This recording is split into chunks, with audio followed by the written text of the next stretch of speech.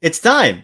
Let's do this. It's the first Odd Man Rush show, and you're here, and I'm here, and awesome. So, welcome to the first ever episode of the Odd Man Rush, uh, coming to you on the 5 Reasons Sports Network YouTube channel.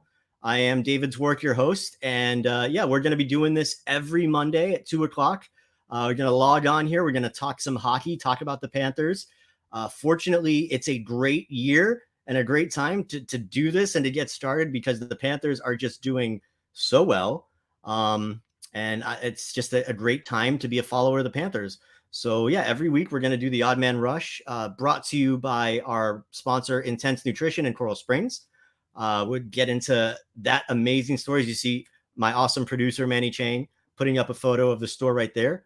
They're located at 2540 North University Drive in Coral Springs. And yeah, big thank you to Intense Nutrition for being the first premier sponsor of the Odd Man Rush. So a little later in the show, about 10 minutes from now, we're going to welcome one of the best hockey guys that's out there, John Buccigross, who, has been ESPN's guy dating all the way back to when it was NHL Tonight and all those the good old days back when ESPN was first broadcasting the NHL. So he's going to join the show in a little while. We're going to talk about the Panthers. We're going to talk about chicken parmesan and probably some college hockey a little bit. So I'm really looking forward to chatting with Bucci. But first, let's just kind of dive in. One of the first things I wanted to talk about, one of the first players that I wanted to talk about is somebody who I've been watching really closely this season, and that is Owen Tippett. Now, coming into this year, right, he had that amazing end to last season. He looked really good in the playoffs, and it was like, okay, maybe this guy is really starting to turn a corner, right? He looked good in the preseason as well. Just been solid, consistent, not flashy, which is maybe, I think, where a lot of, if there is concern in that regard, you're talking about, well, where's the production? I think you'd have to just continue to be patient because I'm seeing a lot of trends that are moving in the right direction with Owen Tippett. His play without the puck has been getting better and better and better. If you like, when he's on the ice, if you can, just do like your own little ISO shot and watch Tippett. He's always moving. Feet are always moving. He's always looking for the right lanes to take, jumping up with his line mates. And just overall, you're seeing somebody who's really mentally maturing because the physical attributes have always been there. He's always had this crazy good shot. He's been quick. He's got good hands. It's just kind of getting to the NHL level and catching up with that speed. And I mean, so far, I think he's progressing, maybe not as fast as some would have liked, but look, we'll take it right now. The thing is, like, as I mentioned, he's not the most noticeable guy all the time. Although last game he was noticeable. He had the nice goal off that ridiculous pass from Aaron Ekblad, which was just pretty amazing. I'd like to see Owen try to get the puck more on net, right? I think he's averaging, let's see here, I've got it right here. He's averaging less than two shots a game. He's averaging 1.8 shots per game. When you have as lethal of a shot as Tippett does, and it's accurate and it's deceptive and definitely should be doing it more often, 1.8 shots a game is, you want something better than that. You'd like to see him taking maybe 3 or 4 shots a game on average, which is kind of like where he's trending towards. He didn't have a single game with more than 2 shots through the Panthers' first 11 games this year, which I think is a little bit telling in that he's really just trying to find his way. He's trying to gain some chemistry with his line mates, which really, he's a guy that when you think about like chemistry, right? Like Sasha Barkov, he's had chemistry with, obviously with Jonathan Huberdeau. He's had good chemistry with Carter Verhaeghe. Huberdeau and Sam Bennett, they clicked right away. Owen Tippett hasn't really been able to get anybody that he's really locked in on yet. And, we have to see how that will play out as we move on. But with his shot, he should be putting the puck on net basically every chance he gets. And when you're playing with, a lot of the time he's playing on that second line with Jonathan Huberdeau, who obviously is a great playmaker in his own right. So that's just something to keep an eye on. Didn't surprise me to see him move to the third line when they did all the reshuffling when Barkov got injured. Fortunately, Barkov definitely trending in the right direction. I'll get into a little update on Barkov in a little while. Yeah, it's a little tease there. I have a small update on Sasha Barkov. But yeah, I wasn't surprised to see Tippett move down. And look, that line, for what it's worth, the last couple of games, pretty solid. Taking that right wing spot along with Frank Frankie Vetrano on the left, and Joe Thornton, who came back from injury, down the middle. We'll see how long they stay together. I mean, obviously, when Barkov comes back, it's going to rearrange things a little bit again. But I really like what they've been doing with the lines in terms of, like, okay, right now, you've got Huberdeau, Bennett, Duke on the top line. That's cool.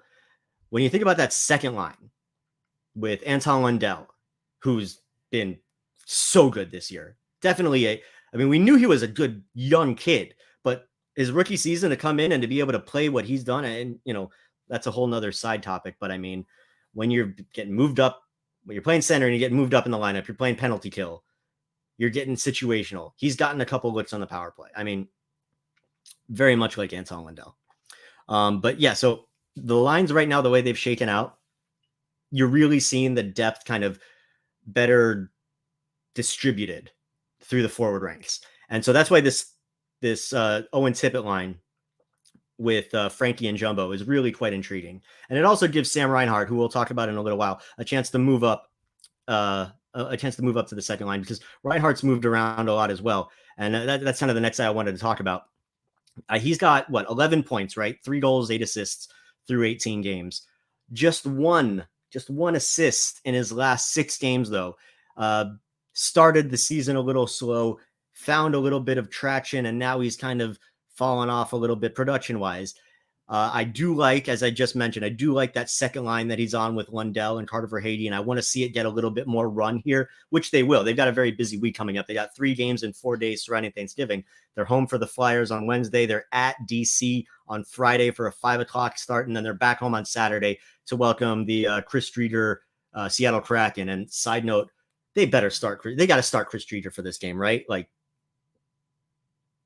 I mean, poor Dreeks. He's played like 2 games this year, and they just get hung out to dry. It's tough. But yeah, getting back to Sam Reinhart here. I like that he's able. I mean, obviously, the versatility was a big thing with him, and you've seen him top line, second line, third line, power play. Like, he's definitely moved around. He's only averaging like 16 minutes of ice time at 16:21.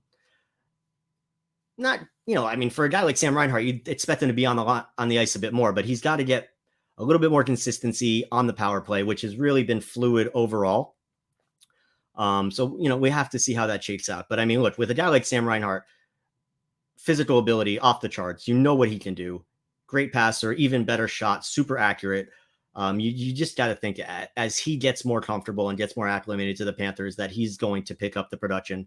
Which, I mean, look, the team is still averaging over 4 goals a game. They're one of the highest scoring teams in the league. They're one of the best scoring teams in the league. So when you can afford to let a guy like Sam Reinhart find his way, when you can afford a Sasha Barkov to be out for a couple weeks, or Sam Bennett was out, or Sergei Bobrovsky was out, Mason Marchment's been out, Noah Chari's been out, and yet they're still humming right along. So, it's a good luxury to have. All right, cool. Just in a reset reel here, we're going to get to John Buccigross in just about a minute and a half, 2 minutes. Before I do, there is just one other guy that I wanted to mention before we get into the interview, and that's Eetu Luostarinen, centering the 4th line right now. But I mean, he's a guy we saw move up and down as needed last year as well. He's playing some of the best hockey that he's played since arriving in South Florida the last couple weeks. Started out, like I said, he started out strong last season, but the key is to see if he can keep playing at this level, because last year he was up here and then fell off a cliff really fast. And that's why he went from, getting moved around in the top 6 as needed to he wasn't even in the lineup come playoff time. So if this can get rolling, if this can become a consistent thing with him, it's going to be really hard to pluck him out of the lineup. And they're going to have some issues, good problems, but they're going to have some issues in terms of filling the lineup when you've got Achari back, when you got Marchment back. Obviously, Barkov, everybody filters down, but it'll be good to see how it plays out, because his play down the middle has been great. He's an excellent penalty killer. His possession game is improving. And there's some offense there. It obviously, a lot of it depends on the line mates you have. But I mean, the 4th line, the last couple of games that he's been centering with Ryan Lomberg and Patrick Hornquist, have been getting some of the best chances the team has seen in that time. So yeah, it's a good thing. He could have more of a nose for the net. Like I said, I wouldn't mind seeing a little bit more offense from Eetu, but overall, just a lot of good things to take from a guy that was, essentially kind of taken off the scrap heap, like several other guys that Bill Zito's brought in. Okay, About to get to our interview with John Buccigross, but first, I just want to talk to you for a quick second about our title sponsor, and that is Intense Nutrition. As I said, they're located at 2540 North University Drive in Coral Springs. Conveniently, they're just a few minutes away from the Panthers ice den. So, if you're in the area, it's not right off University Drive. And look, as you can see with the picture right there, they have an amazing supply, pretty much everything you can need. If you're looking for a place that'll give you the big box prices, but that personal touch of a local business, definitely stop by Intense Nutrition, where you're going to find quality service and you're going to find superior quality and superior service. I'm sorry, I'm a little new at this stuff, but one thing I do like about Intense Nutrition is their staff. They're so well equipped to help you with really whatever you need. Vitamin needs, supplement needs. If you want to work one-on-one to get your own specific stacks, they'll help you with that. Whether, it's for a guy like me who's starting to get up in the years, whether you're a peaking athlete, or if you just want to fight off the cold and flu season, just give them a call and they will get you exactly what you need. They've also got something called the Intense Cleanse and Detox, okay? You want to try to lose 10 to 15 pounds in 10 days, give them a call or stop by the store and ask them for the Intense Cleanse and Detox. Big time. And as far as like workout regimens, pre-workout, post-workout, whatever you need, they will hook you up. So like I said, Intense Nutrition, 2450 North University Drive in Coral Springs, right on the corner of University and Royal Palm. Stop by or give them a call at 954-775-0257. Okay, now for what I've been super excited about since he agreed to come on. Let's go ahead and welcome John Buccigross to the show. There he is. What's up, my boy? Thank you so much for joining me, man. I really do appreciate it. I love the show. I wore my college hockey shirt over the weekend. I didn't even think about it. It's in the wash. I was going to wear it today as well. But thank you so much for taking some time, man. You bet. Great to be here. All right. So first thing I want to ask you about is the Florida Panthers. Obviously, they're a team coming into the year that people saw as a possible contender, somebody that was going to be perhaps in the mix. Are you surprised by how well they've been out of the gate? No, not really. They were my pick to get to the Stanley Cup final in the Eastern Conference. Felt like they had the depth, the goaltending, and at the time, certainly the experience coaching in Joe Quenneville. I thought it all kind of added up to a threat. And obviously they got under a great start under Joe. And now they're just trying to keep that same rhythm going under Andrew Brunette. And obviously Andrew's a much different guy, much different personality. And so, over the long haul, we'll see how everything goes. I'm sure they're still looking at that. You can keep the interim tag on him and see how it goes for a month or two. If they feel like they have to make a pivot of some sort, they can do that. But for now, just keep it going as is. And but no, overall, I felt like they had the roster and the team in the Eastern Conference to be a threat and to make the Stanley Cup final. Yeah, I think for at least the time being, I mean, the whole goal when they had to make that coaching transition was to kind of keep the ship as steady as possible. And when you bring in a guy who was here the entire time that Joel Quenneville was here, he was a big part of taking drills and running practices. It made sense. And also super popular in the locker room. I mean, the players really like him. He's got a great relationship with Sasha Barkov. Particularly about this Panthers roster. Is there anything that you think kind of gives them the X factor that makes them, obviously, aside from like a guy like Sasha Barkov, but I mean, are there any X factors that you see with this Panthers team that you think is like, wow, they've really got something?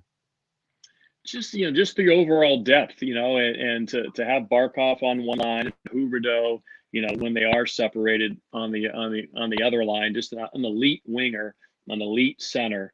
And then, when you match up guys like, Duclair and Verhaeghe, who's a 5-on-5, monster for them. And then you bring Bennett in, and for a while there, he and Huberdeau were just clicking big time. It just seems like up and down the lineup, they have good, like you said, Lucian and Lundell, they kind of come out of nowhere and suddenly give you that depth that you're never really sure that you have. Other teams plan for it, they go for it. Like you saw the Boston Bruins do that in the offseason, bringing Hala and Foligno and a bunch of guys. It just hasn't clicked for them. And then of course on the back end, with Uyghur coming out of nowhere to be really an elite player. Once Ekblad went down last year, he really became almost a number one kind of guy. Then Ekblad comes back. Now you have both of them, and they probably are looking for one or two defensemen they can maybe bring in at the deadline to really fortify that group. And when you start thinking about the Stanley Cup tournament, and having depth there and having some, different dynamic pieces there. I'm sure they'll continue to look at it, scout the league, scout the minors, scout the college, scout the juniors. You never know when you can add a piece that can make it just a little bit better. So Sergei Bobrovsky coming out once again as a leader 2 times. You knew you had Spencer Knight. A lot of people were skeptical to have a guy that seemed like he was past his prime and a kid who wasn't quite ready with the professional reps. So I know that scared some people off. But in the end, Bob has outperformed expectations. And Knight has just been a steady guy and a perfect way to come into the league. You kind of touched on a lot of different things that they've done, which leads me into my next question. Bill Zito has been on the job here in South Florida for just a little bit over a calendar year. It's his second season, but with the crazy COVID, everything that happened, he hasn't been on the job that long. He came from a different franchise. It wasn't even like an interpromotion, yet every move he's made, it feels like, has worked. If the first move he made was bringing in Patrick Hornquist, which was maybe the best move that could have been happened because he's transformed the locker room. He's transformed the culture. And then everything since. You talk about Gudas, you talk about Bennett, you talk about Reinhart. There's just so many things. Forsling, who he got off waivers, is now a top 4 defenseman. Have you ever, in your experience, and you've been following hockey for a while, can you think of a GM that stepped in and just fit and just every move is money? Yeah, he's on it here for sure right now. He's got to be pretty confident between the coaching staff and the talent evaluators, the pro scouts, the amateur scouts.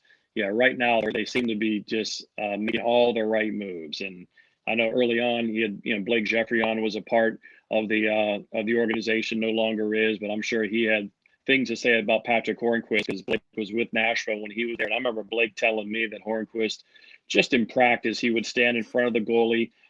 People were firing slap shots from the point, and he's just practicing, giving the goalie work, working on his tips, working on his rebounds, taking pucks high and hard during practice.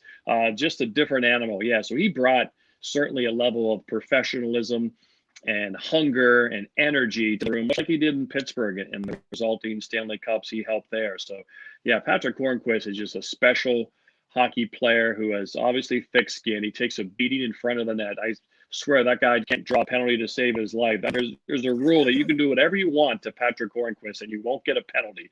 To me, that seems to be clear cut for a lot of years now. So that was, like you said, a huge first step. And yeah, I agree. From there, Zito and company are making all the right moves. I'm really curious to see come deadline time what their plan is, how much they stand pat and like their team, how bold they'll be to try to really, really go for it. It's going to be really fun to see that March trade deadline and who really wants to deal with the Panthers when they seemingly are doing pretty well with these deals. But it's going to be fun to watch that aspect of the season for the Panthers. Yeah, because you think like trade deadline, you're like, okay, how's the season going to pan out? Are they going to have to deal with any injuries? What are the holes going to be? But I mean, they've already had to deal with several of their forwards going out of the lineup and significant guys. You talk about a Noah Chari, obviously a Sasha Barkov, a Mason Marchment. They haven't skipped a beat. Yeah. It's pretty impressive. So when the trade deadline is going to be interesting to see how they play it out. This might be a silly question, but how did Bill Zito not win GM of the year last year? No disrespect to Lou Lamoriello at all. But I mean, comparatively, like Bill Zito transformed a franchise, one of the most downtrodden franchises in this league in the last 3 decades. How does he not win GM of the year? Yeah, those awards, like I said, with coaches and GMs, every team that makes the playoffs, you could almost have a reason for that person to win Coach of the Year or Executive of the Year because usually they do make good deals. Certainly the Islanders and the way Lou put that team together, he doesn't have a Barkov or a Huberdeau or an Ekblad, so he had to somehow cobble that together. And obviously he's got a lot of respect in the league, and I think a lot of them were like upset what happened in Toronto with him. How do we get kind of bumped out? And so maybe that was their way to say, hey, let's give one to Lou here to kind of tweak Toronto and the Maple Leafs. So perhaps that was part of it. But certainly this year, I think you're going to see Zito get his GM props in all likelihood. Maybe take it back a couple years for him, kind of an accumulation award, a stats accumulation award, and give him some notice on what he's done in Florida. Especially if they go on, if they win the President's Trophy or if they win that division, that's when you're really going to see, the attention. He'll get his shine. He'll get his flowers for sure. So looking at the Eastern Conference and kind of how things are stacking up, I mean, we're expecting the Panthers to be there when the season ends and be a big part of the playoff competition. What teams do you think could give them the biggest trouble in the East? Because obviously, they've got some competition in the division in Tampa and Toronto. Carolina looks like they're a monster. The Capitals, they're looking good. Who do you think can be the biggest challenge of the Panthers come playoff time?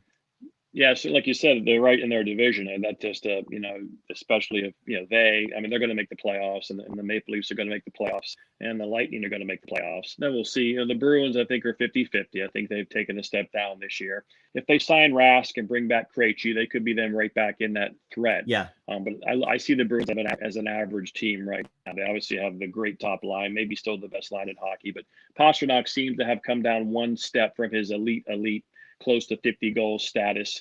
Marchand still brings it every night. Bergeron's still productive but aging. But after that, the Bruins have a drop off, and McAvoy's a great defenseman. But after that, it seems like the Bruins don't have high impact people. So I think you really look like it's Tampa Bay and Toronto in their division, and then like you said, Carolina does look like they are built to be a playoff team. We'll see about the Capitals. For now, I like them, but we'll see what they do at the deadline and what kind of experience and how their goaltending holds up. But I really do think for the Panthers, they're looking right at it early. The first or second round there, and their own division, we'll see how they seed out. But I think it's right. They're looking right at it with the Maple Leafs and Tampa Bay. So I want to talk to you a little bit about your ESPN history. Obviously, I mean, I'm thrilled. I was thrilled when the news came out that hockey was coming back to ESPN, and it just kind of, snowballed from there. Bucci's going to be a big part of it. We see you guys have such a great crew. How cool has it been just for you after all these years to kind of come full circle? You're back with ESPN, and now, I mean, all this exposure, all this hockey coverage. And as a hockey geek like myself, I'm just loving it.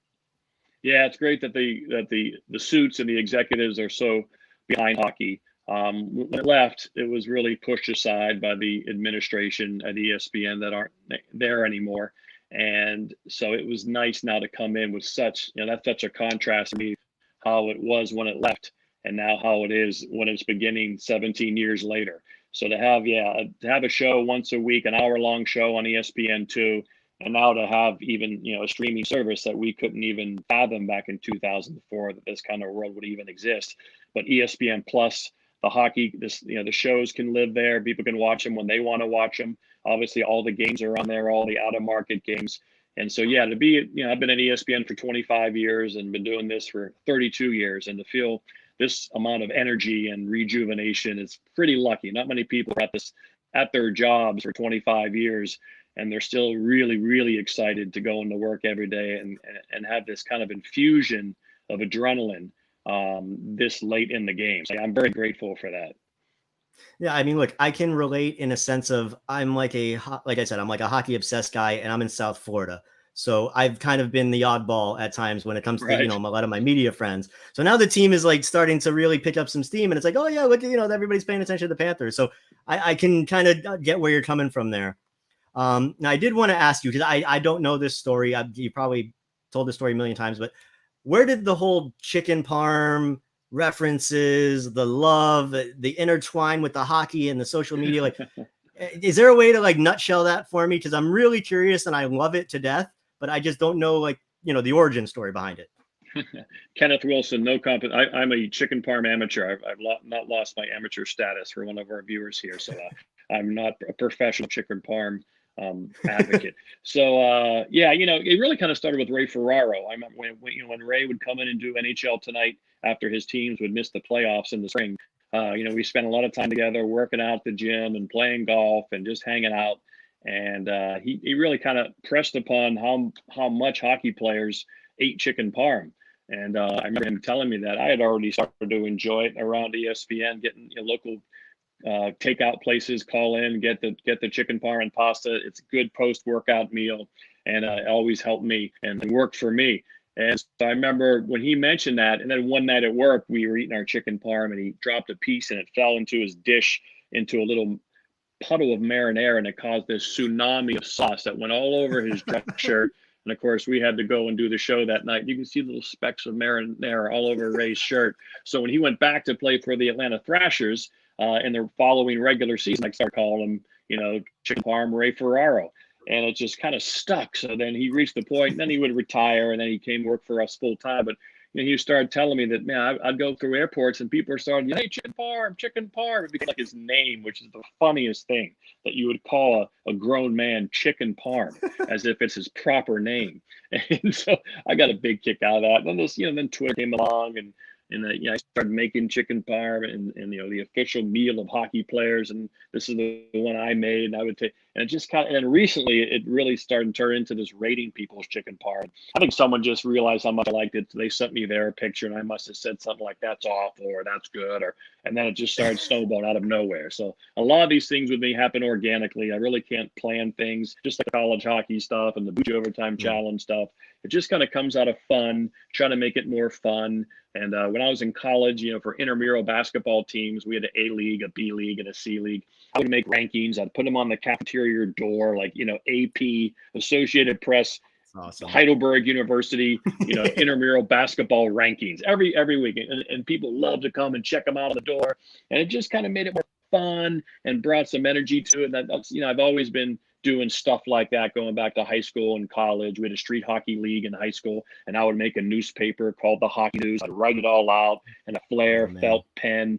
I'd have standings and features on my buddies, the players in the league. That. And so I've always done that. And, now I do it for a living. But I've always kind of brought that stuff, and it just kind of continues now on Twitter with, like I said, this stuff and the chicken parm now. So it's sports is fun, life is fun, and I just try to make it more fun with these little somewhat organized goofs. No, well, I mean, I can't speak for everybody, obviously, but I mean, I think it's pretty clear based on the reception you get, but certainly I love it to death. And thank you. I'm going to let you go because you've been gracious with your time. Thank you so much. It's John Buccigross. You can catch him on ESPN, doing play-by-play, hosting the intermission reports in the studio shows, hosting The Point every week on ESPN. You got it. And of course, we got the college coming soon too. We got Frozen Four in Boston this year. It'll be my 9th Frozen Four NCAA tournament, so I'm also looking forward to that. But you nailed the resume. You gonna go to the Beanpot? That's right. That's the first 2 Mondays in February. I hope I am in South Florida. I have a little place in Naples that I hope to eventually make my full-time residence. I love South Florida. You told me that like 2 years ago. So you're still trying. I'm still trying. Yeah, I got this full-time job at this small cable station called ESPN. It's getting in the way. But if there's an Olympic break, and we hope there is, I plan to be the whole month of February in South Florida. So I'll have to watch Beanpot on TV if that's the case. Well, if you're down here, I definitely owe you. I thought it was going to be a steak, but I may owe you some Italian food. But either way, if you're going to be down here in February, we'll do it up. But thank you again for joining me, and we'll talk soon. Be well, my friend. You've been happy for all the Panthers' success. I'm rooting for you guys, and because I pick them, so I tell people I root for my predictions. You're locked in, so it makes me look. So I am locked in, all Panthers all the time. Peace. Thanks for having me. All right, brother. Be well. Awesome stuff there from John Buccigross joining the show. Really such a cool guy. You got to be a fan of his. But yeah, so that's pretty much going to wrap up the first episode of the Odd Man Rush. And I mean, oh my gosh, it went by so fast. I actually had a few other things I wanted to get to, so we're going to have to save some content for the next time because we're going to do it every week. Like I said, every week on Mondays at 2:00, we're going to have the Odd Man Rush presented by Intense Nutrition. You can see crawling there on the bottom. You can follow them on Instagram. You can find them on Twitter and on Facebook as well. What's that, Kenneth? Roberto Luongo might have a line on some of that. You know what? He absolutely does. Pizza time, right? That's where it all started. So I got to start paying attention to the comments. You guys are funny, man.